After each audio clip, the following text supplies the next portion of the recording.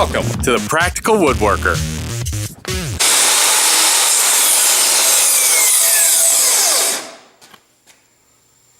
Hey, it's Mike from the Practical Woodworker. I'm going to show you guys how to do raised paneling today. Raised paneling is a pretty aggressive job for an amateur woodworker, but if you can figure out how to do raised paneling, you can do anything. So we're going to show you some relatively quick, inexpensive steps to do in order to create some beautiful raised paneling for whatever room you want. But before we start, you're going to need some tools. So follow me and I'll show you what you'll need. Hey there. So the tools that I use for this job, you're going to need to invest probably about $1,000 in tools, which in the overall scheme of things, it really isn't that much. If you order a piece of raised paneling online, which you can do, various sizes of raised paneling online, it'll cost you $1,000 to make a, I've got a piece down in the basement that I used that was 4 foot by 8 feet. It was about $1,000 to get here. So very importantly, I'm going to show you the basic tools you need. There's several variations of these tools. You don't have to use any of the brands that I use. Talk to your hardware store guy. He'll put you in the right direction. You're going to need a table saw. This is a middle of the road table saw, pretty decent table saw.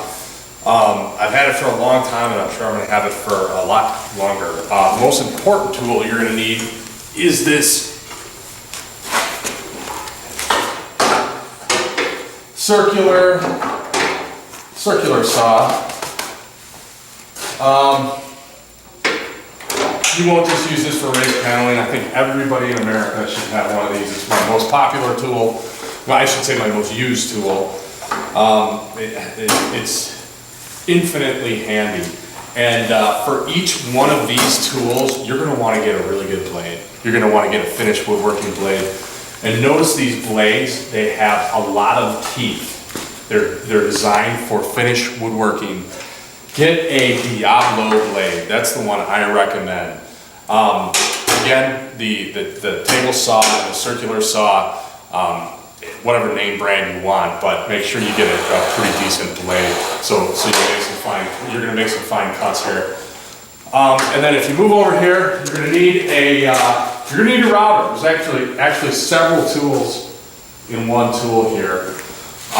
This is a router table. I don't know, it's like 80 bucks. And then there's a router attached to the bottom of the table. I happen to have the same kind of router and router table. You don't necessarily need that. The router attaches to the bottom of the table, and then there's raised paneling bits that you're gonna get. There's 3 raised paneling bits. I ordered these bits online. They were probably about 40 bucks. They're basically disposable bits, but you can spend 100 bucks per bit if you really want good bits. And then last but not least, you're gonna need a really good way to measure. I've got a laser measurer. You're gonna need a really good one. This is a decent one, made by Bosch. And you're gonna need a sander. I use one of these little rabbit sanders. That way I can get all the corners and all the fine detail and sand it down. It looks nice and pretty. So again, all this stuff, I don't know, you're gonna spend about $1,000, but in retrospect, it's not that much. You're gonna have these tools for a long time. That said, why don't you guys follow me? I'll show you what the finished product's gonna look like, and then we'll actually jump right in and we'll start taking measurements and we'll start making cuts. Let's do it.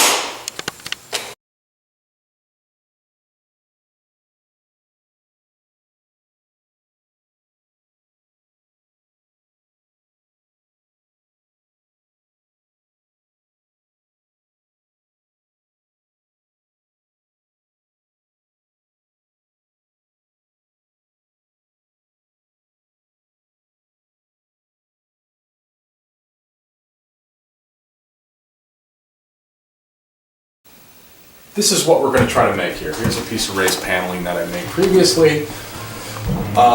It's made out of pine and aspen.